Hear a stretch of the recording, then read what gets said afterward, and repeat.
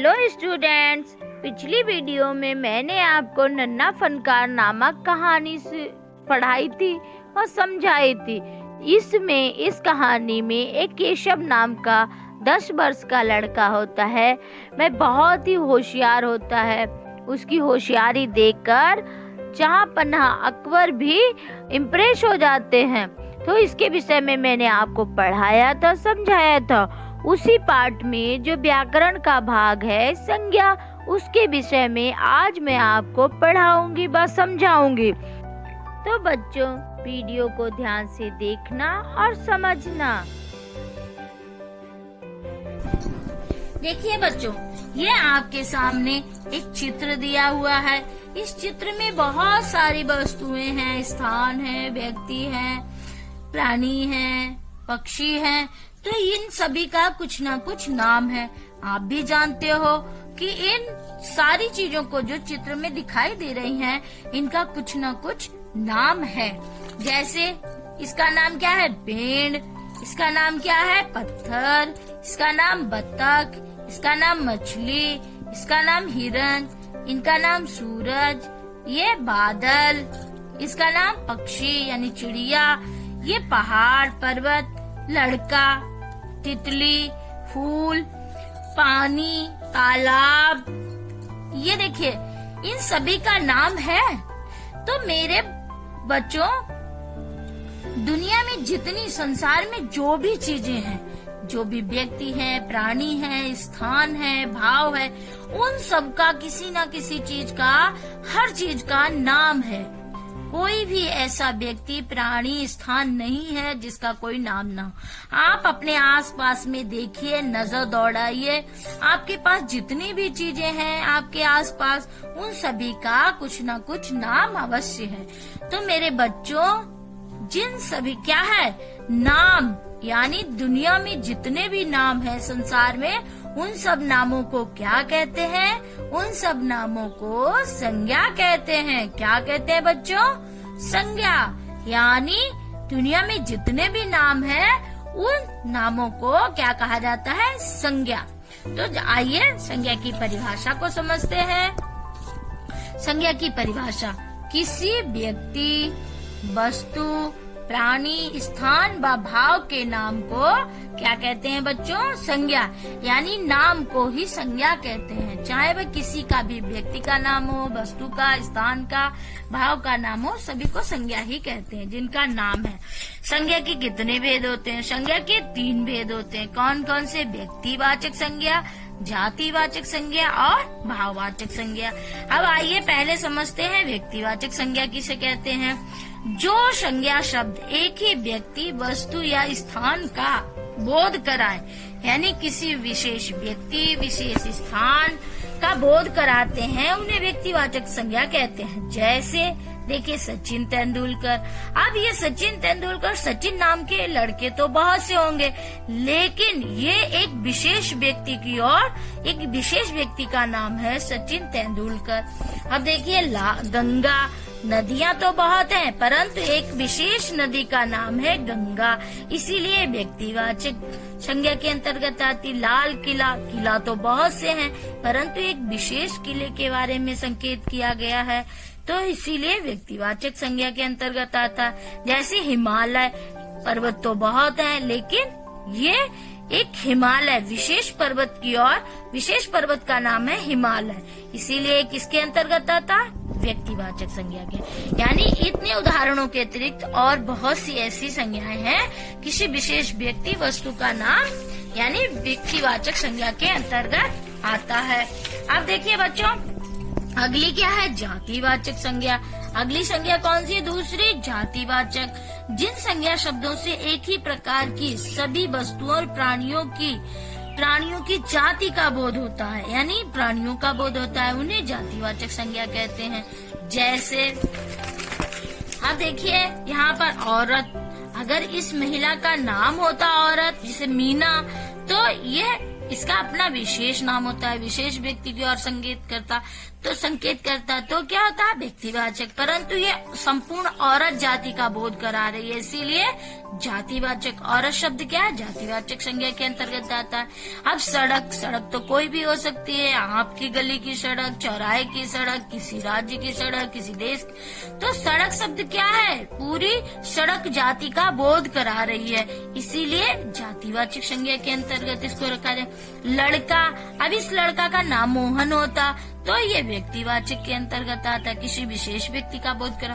परंतु ये संपूर्ण लड़का जाति का बोध करा रहा है। लड़का तो कोई भी हो सकता, आप भी हो सकते हो, कोई और भी हो सकता, तो ये संपूर्ण लड़का जाति का बोध करा रहा है, इसीलिए जातिवाचक के अंतर्गत। घर, अब घर का नाम होता शांति सदन, तो ये व्यक्तिवाचक होता, ये संपूर्ण जाति का बोध करा रहा है, यानी घर तो कोई भी हो सकता है, इसीलिए जातिवाचक है। और पेड़, अब इसका नाम होता आम का पेड़, नीम का पेड़, बरगद का पेड़, तो ये व्यक्तिवाचक होता। अब ये कोई भी पेड़ हो सकता है, ये संपूर्ण पेड़ जाति का बोध करा रहा है, इसीलिए जातिवाचक संज्ञा का शब्द है पेड़। अब अगली संज्ञा है भाववाचक संज्ञा। भाववाचक संज्ञा में क्या है, जो संज्ञा शब्द किसी भाव, दशा, गुण अथवा कार्य का बोध कराते हैं उन्हें भाववाचक संज्ञा कहते हैं। किसको, किसी भाव का, दशा का, गुण या कार्य का बोध करा। जैसे देखिए ये बालक है, बालक है तो इसको क्या कहेंगे, बचपन, ये एक भाव है। इस बालक को देखकर मेरे मन में क्या भाव पैदा होता है आपके मन में, कि ये बचपन, यानी बच्चा है, ये बचपन। इसको देखकर क्या कहे, ये बुढ़ापा, यानी बूढ़े व्यक्ति को देखकर क्या मन में भाव उत्पन्न होता है कि अब ये वृद्ध हो गए, इनका शरीर जीर्ण हो गया, बाल सफेद हो गए, लाठी के सहारे चल रहे, तो ये इन पे बुढ़ापा आ गया, बुढ़ापा का भाव पैदा होता है इनको देख के। ये देखिए बच्चा हंस रहा है, तो क्या इसको देख के महसूस होगा कि ये बच्चा रो रहा है, ये तो भाव पैदा नहीं होगा। क्या लगेगा कि ये बच्चा प्रसन्न है, प्रसन्नता का भाव पैदा होता है। ये देखिए एक बहन अपने छोटे भाई को प्यार कर रही है, तो इसको देखकर मन में क्या भाव पैदा होता है बच्चों, कि प्रेम का भाव, यानी एक बहन अपने भाई को प्रेम कर रही है। अब ये देखिए इनकी भौएं तनी हुई हैं, आंखें बड़ी बड़ी, मुंह सुकड़ा हुआ, देखकर लगता है क्या मन में भाव पैदा होता है इनको देखकर, कि ये क्रोधित अवस्था में है। इनके चेहरे पर कौन सा भाव प्रकट हो रहा है, क्रोध का। अब आगे देखिए विशेष कुछ, कि भाववाचक संज्ञाओं को देखा या छुआ नहीं जा सकता, इनको केवल अनुभव किया जा सकता है। समझ में आया बच्चों, आप गरीब व्यक्ति को देख सकते हो, परंतु गरीबी को केवल महसूस कर सकते हो, देख नहीं सकते हो। और सूर्य, पृथ्वी, चंद्रमा आदि प्राकृतिक ग्रहों, उपग्रहों को व्यक्तिवाचक संज्ञा के अंतर्गत रखा जाता है, यानी माना जाता है। अब ये तो संज्ञा के विषय में हो गया। अब आइए उपसर्ग के विषय में पढ़ते हैं बच्चों। प्यारे बच्चों, आज मैं आपको शब्दों की रचना करना सिखाऊंगी। क्या आप जानते हैं कि नए शब्दों की रचना कैसे की जाती है? हाँ, बिल्कुल सही, उपसर्ग द्वारा। उपसर्ग के बारे में तो आप सभी पिछली कक्षा में जान ही चुके हैं, पर आज हम इसे और अच्छी तरह से समझेंगे। चलिए कुछ वाक्य पढ़ते हैं। हमें अपने देश का मान रखना चाहिए, किसी का अपमान नहीं करना चाहिए। अब इन वाक्यों में आए मान और अपमान शब्दों की सहायता से उपसर्ग को समझते हैं। मान का अर्थ होता है इज्जत तथा अपमान का अर्थ होता है बेइज्जती। क्या आप बता सकते हैं कि मान तथा अपमान शब्द में क्या क्या अंतर है? मैं ही बताती हूँ बच्चों। इन शब्दों में अंतर ये है कि अपमान शब्द में मान से पहले अप जुड़ा हुआ है। अप शब्दांश का अर्थ होता है बुरा या विरुद्ध। इसके जुड़ने से मान शब्द के अर्थ में परिवर्तन आ गया है। बताइए ऐसा क्यों हुआ? ऐसा इसलिए हुआ क्योंकि मान शब्द के पहले जोड़ा गया अप शब्दांश उपसर्ग है तथा किसी शब्द में उपसर्ग लगाने से उस शब्द का अर्थ बदल जाता है। बच्चों, इसी तरह उपसर्ग लगाकर और भी शब्द बनाए जा सकते हैं। जैसे रूप शब्द के पहले अनु उपसर्ग लगाया गया तो बना अनु जमा रूप, अनुरूप। प्राय शब्द के पहले अभी उपसर्ग जोड़ा गया तो बना अभी जमा प्राय अभिप्राय। अंत शब्द में अति उपसर्ग जोड़ा तो बना अति जमा अंत अत्यंत। दोष शब्द के आरंभ में निर उपसर्ग जोड़ा गया तो बना निर जमा दोष निर्दोष। बच्चों, एक बात याद रखिए कि सभी उपसर्गों का अर्थ होता है, पर ये स्वतंत्र रूप से प्रयोग नहीं किए जाते, बल्कि किसी शब्द में जुड़कर नए शब्दों की रचना करते हैं। तो बच्चों, इस प्रकार जो शब्दांश किसी शब्द के आरंभ में जुड़कर उनके अर्थ में परिवर्तन ला देते हैं, वे उपसर्ग कहलाते हैं। समझ गए ना? चलिए अब आगे बढ़ते हैं और उपसर्ग के प्रकारों के बारे में जानते हैं। उपसर्ग के 4 प्रकार होते हैं। पहला प्रकार है संस्कृत के उपसर्ग। बच्चों, संस्कृत के उपसर्ग वे शब्दांश होते हैं जो संस्कृत भाषा से हिंदी भाषा में बिना किसी परिवर्तन के ज्यों के त्यों प्रयोग में लाए जाते हैं, जैसे अति, उत, निस आदि।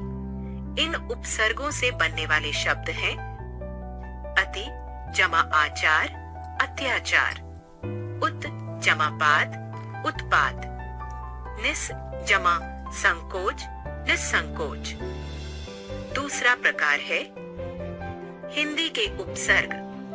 बच्चों, हिंदी के उपसर्ग वे शब्दांश होते हैं जो मूल रूप में तो संस्कृत के होते हैं, परंतु हिंदी में रूप परिवर्तित करके प्रयोग किए जाते हैं, जैसे अ, अध, औ आदि। इन उपसर्गों से बनने वाले शब्द हैं अ जमा छूत अछूत, अध जमा पका अधपका, औ जमा गुण अवगुण।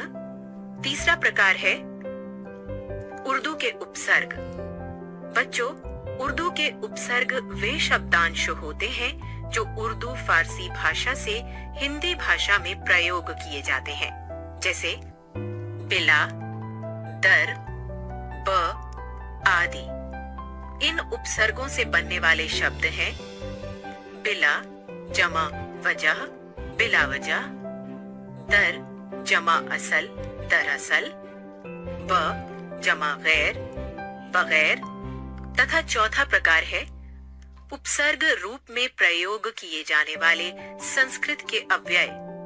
बच्चों, ये उपसर्ग वे शब्दांश होते हैं जो संस्कृत के अव्यय होते हैं और हिंदी में अपने मूल रूप में उपसर्ग के रूप में लगाकर प्रयोग किए जाते हैं, जैसे अंतर, अध, अन्न आदि। इन उपसर्गों से बनने वाले शब्द हैं अंतर जमा मन अंतर्मन, अध जमा पतन अधपतन, अन जमा आदर अनादर। तो बच्चों, है ना आसान उपसर्ग लगाकर नए शब्द बनाना? अब आइए देखते हैं आज की एक्टिविटी में क्या है बच्चों।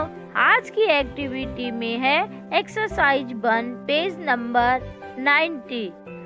दिए गए उपसर्गों में 3-3 शब्द बनाओ। यानी जो उपसर्ग दिए गए हैं इस एक्सरसाइज में, एक्सरसाइज 1 में, उसमें जो उपसर्ग दिए हैं उनसे आपको 3-3 शब्द बनाने हैं।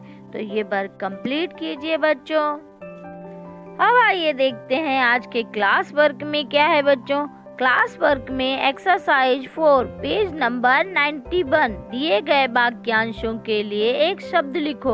अब यहाँ पर कुछ वाक्यांश लिखे हुए हैं बच्चों। मैंने आपको पिछली कक्षा में यानी पहले मैं आपको वाक्यांश के विषय में पढ़ा चुकी हूँ, इसीलिए इस एक्सरसाइज को ध्यान से पढ़िए, समझिए और वर्क को कंप्लीट कीजिए। अब आइए देखते हैं आज के होमवर्क में आपके लिए क्या है। होमवर्क में जो वीडियो में मैंने आपको पढ़ाया है, समझाया है, उसको ध्यान से देखो, पढ़ो, समझो, लिखो और याद करो। कोई समस्या हो मुझे फ़ोन करो, मैं आपकी समस्या का समाधान करूँगी। धन्यवाद।